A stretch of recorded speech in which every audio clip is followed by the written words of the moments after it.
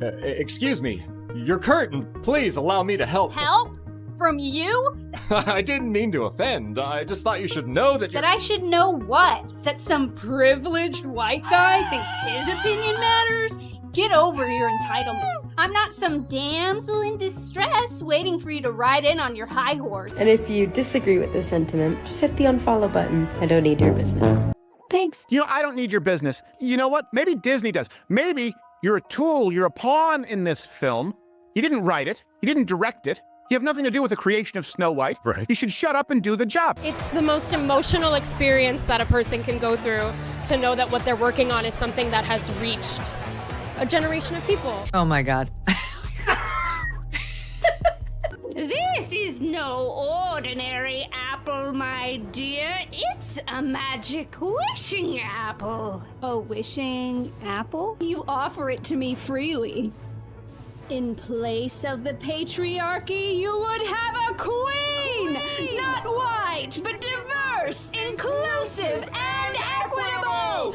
I will become the leader I know I can be!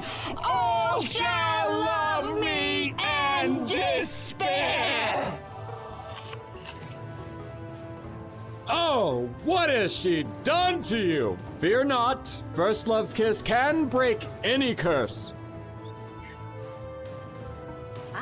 I'm gonna stand there 18 hours in a dress of an iconic Disney princess. I deserve to be paid for every hour that it is streamed on. Oh, really? Are you having trouble paying your bills, Rachel? Did Steven Spielberg not pay you for your role in West Side Story? Did Disney fail to give you a healthy paycheck for, like, Cry Me a River? She's just exactly everything that we can't stand. I know this point has been made, but this truly is the worst casting maybe in the history of the film industry. They're remaking the movie. They just got rid of the dwarfs. Okay, but what do they call them? Why would they get rid of the dwarves, though? Magical creatures. But they have one token dwarf amongst these magical creatures. You actually just went backwards. You actually just erased the dwarfism side of it. The disability, like we're a disability group.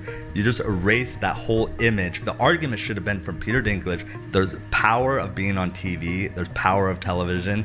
And to put 7 people with dwarfism on camera in a major Disney movie, there's still power there. If the story is offensive, change the story. Don't change the characters. I would highly advise that you boycott this film, no matter how much your children love Snow White. No one on the right side of America can stand the star of this movie. Yeah. Weird. I can also be having the greatest time and simultaneously wishing people would stop sending me death threats. When The Simpsons lampoons you in prime time, you can laugh it off or you can blow up. According to Hollywood insiders, Rachel Zegler chose the latter after Springfield debuted Snowoke the Reimagining, a savage parody of her live-action Snow White. The cartoon brandished a prince-hating heroine, an empty theater, and a meltdown on Krusty's stage, mirroring real-life headlines a little too perfectly. Word is Zegler was furious and demanded the mockery be pulled. Spoiler, Fox didn't blink. Is there one reason why this actually flopped? You know, was it because of politics and wokeness? Was this another woke flop, or was it simply just a terrible film that nobody wanted from the beginning? Long before Bart and Homer sharpened their yellow claws, Zegler had already lit her own fuse. In early press junkets, she branded Disney's 1937 prince a stalker and the story weird, promising a prince-free girl boss makeover. The internet erupted, the hashtag boycott Snow White trended, and Disney's glossy marketing plan suddenly looked shakier than Dopey on roller skates. I mean, you know, the original cartoon came out in 1937, and very evidently so. There's a big focus on her love story with a guy who literally stalks her. Yeah. Weird. So we didn't do that this time. Then came the dwarf debacle. After actor Peter Dinklage slammed the remake for backward stereotypes, Disney axed the 7 dwarfs and filled the screen with random magical creatures. Disability advocates cried erasure, lifelong fans cried sacrilege. The course correction created twice the controversy the studio tried to dodge. They're remaking the movie. They just got rid of the dwarfs. Okay, but what do they call them? Why would they get rid of the dwarves, though? Magical creatures. But they have one token dwarf amongst these magical creatures. You actually just went backwards. You actually just erased the dwarfism side of it, the disability, like we're a disability group. You just erased that whole image. The argument should have been from Peter Dinklage, there's power of being on TV, there's power of television, and to put 7 people with dwarfism on camera in a major Disney movie, there's still power there. If the story is offensive, change the story, don't change the characters. Zegler doubled down on the new narrative, daring critics to hit the unfollow button. Right-wing channels seized the sound bites, death threat DMs poured in, and every fresh quote felt like another log on a roaring backlash blaze. Behind the scenes, rumored damage control meetings turned tense. Steven Spielberg, who discovered her in West Side Story, and co-star Gal Gadot supposedly begged her to tone it down. Rachel Zegler just keeps making things worse with the Walt Disney Company. The more that she tries to defend this movie, the more that she tries to spew her agenda onto the general public, it's only making matters worse. Not just for Bob Iger, but for whatever is left of the image of Disney as a whole. The chill deepened when Zegler tweeted "Free Palestine" in the middle of Disney's promo sprint, a move that reportedly clashed with Gadot's Israeli heritage. But hold on. Opening weekend landed with a thud. A Minecraft movie mined $60 million, while Snow White hauled in a meager $2 million Saturday gross. Analysts forecast a $200 to $400 million write-off. Disney's worst live-action remake performance ever. Because when we look, you can see families were more than willing to go to the box office to support something like the Minecraft movie, while Rachel Zegler's Snow White continues to plunge. Minecraft in the United States in one weekend made more money than Snow White has made globally after 3 weekends. That's how bad it is right now. TikTokers documented echoing auditoriums. IMDb scores cratered to 1.6 out of 10, and Reddit threads crowned the project a masterclass in how not to market a movie. She's literally the only person there. And do you not understand how humiliating this is? I don't think they're gonna buy it. I don't think they're gonna watch it. I don't think they're gonna like it. Disney, meanwhile, canceled press rounds and, industry chatter says, asked her to swallow part of the marketing shortfall. Zegler went dark. Socials wiped, interviews nixed, and a deafening hush from Burbank HQ. What began as a chance to crown Disney's next-gen princess now reads like a cautionary tale about mismanaging memes, modernizing classics, and underestimating Springfield satire. Can Rachel claw back a redemption arc? Hollywood loves a comeback almost as much as it loves a train wreck, but the climb from Snow Oak punchline to box office royalty is steeper than the tallest tower in the Magic Kingdom. I just want to tell you guys about a little incredible movie that just came out, Snow White. Wow. I just got to tell you, best movie I've seen in years, and there have been some really good films lately. Madam Web, Rebel Moon Part 1, that movie, that transgender one with the Mexican drug lord. But Snow White blows them all away. Chat, this movie has everything. Horrifying CGI, little people, check. A feminist princess who don't need no man, double check. Diddy dance party at the end, double diddy check. All this to say, go see Snow White right now. The new one. Not that old stupid one where the princess gets saved by some good upstanding guy. Now, if you think Springfield's skewering was the death blow, remember, The Simpsons has been Hollywood's oracle for 35 years. When the show spoofs a celebrity, think Lady Gaga or Elon Musk, it cements a cultural snapshot that's almost impossible to shake. Zegler's Snow Woke caricature now lives in that same amber, replayable on Disney Plus long after Twitter threads fade. But here's where it gets even more interesting. Inside Disney, Bob Iger is juggling activist shareholder battles and a stock price on thin ice. Every remake flop becomes ammunition for investors who argue the studio has lost its storytelling magic. The movie is doing catastrophically. They spent $300 million and it currently has a 2.2 out of 10 rating on IMDb. The movie has a major identity crisis. This is just so typical of the left.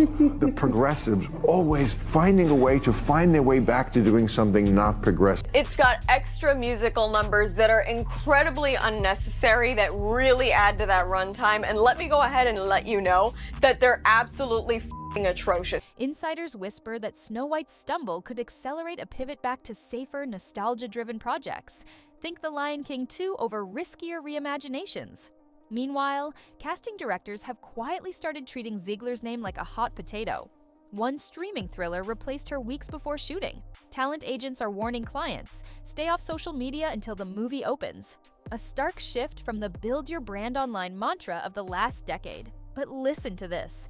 Not everyone in Hollywood is sharpening pitchforks. A few veteran producers point to Robert Downey Jr.'s comeback story, how an industry pariah turned Iron Man into a billion-dollar juggernaut, arguing that one breakout role could rewrite Zegler's narrative overnight. They're hunting for a prestige miniseries or a mid-budget indie where she can prove range without the weight of a $300 million spotlight. On the fandom side, battle lines are drawn. Some progressive voices insist Disney caved too quickly to online outrage, arguing the studio should have embraced Zegler's feminist angle rather than watering it down with last-minute edits. Traditionalists claim the remake failed precisely because it tried to retrofit modern politics onto a fairy tale that never needed fixing.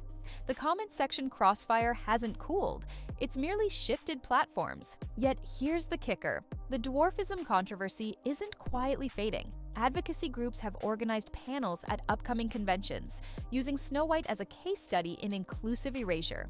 Their message? Visibility matters more than symbolism.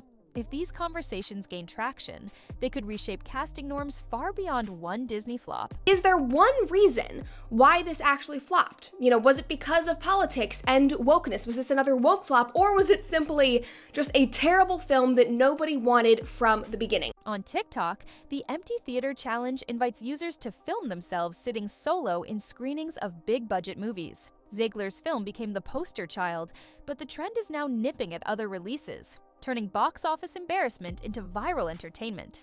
I am walking into Snow White, 2 p.m., now seating. Let's see how empty it is.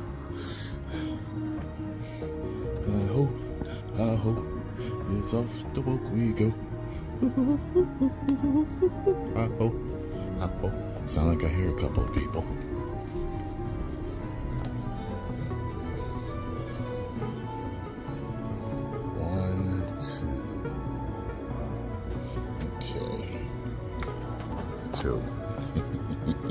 Rachel's public silence has spawned its own cottage industry. Body language experts dissect her last red carpet clip.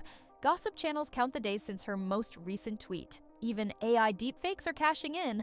One viral video used machine learning lip sync to apologize on her behalf before viewers realized it was fake.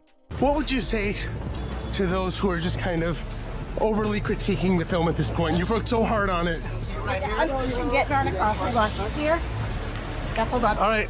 The episode highlights how swiftly a media vacuum fills with digital noise. In the boardroom, Disney is mapping an exit strategy. One rumor suggests they'll quietly reinsert the classic song, "Someday My Prince Will Come," into a future Disney Plus extended cut, hoping to appease purists without a theatrical relaunch. Another has the studio fast-tracking a Moana sequel to remind audiences of female-led hits that worked. But here's the twist. All eyes are now on Zegler's upcoming Paddington in Peru cameo and the streaming release of her Hunger Games prequel performance. If either lands well with audiences, the narrative could pivot from box office poison to versatile talent dealt a bad hand. Hollywood's memory can be short when the next hit rolls in. For now, though, the saga stands as a masterclass in modern PR peril. An actor with a social media megaphone, a studio chasing 2 audiences at once, and a 35-year-old cartoon that still packs more cultural punch than most late-night shows. Whether Rachel Zegler ultimately rewrites her story or stays frozen in that Springfield snapshot will depend on her next move, and the audience's appetite for a second bite of the apple. So, what do you think? Has The Simpsons drawn the final line in this fairy tale fiasco, or is Disney's fallen princess one smart roll away from a happily ever after? Drop your take below, smash that subscribe button for more deep dive Hollywood breakdowns, and remember, in Tinseltown, today's poisoned apple can sometimes become tomorrow's golden ticket.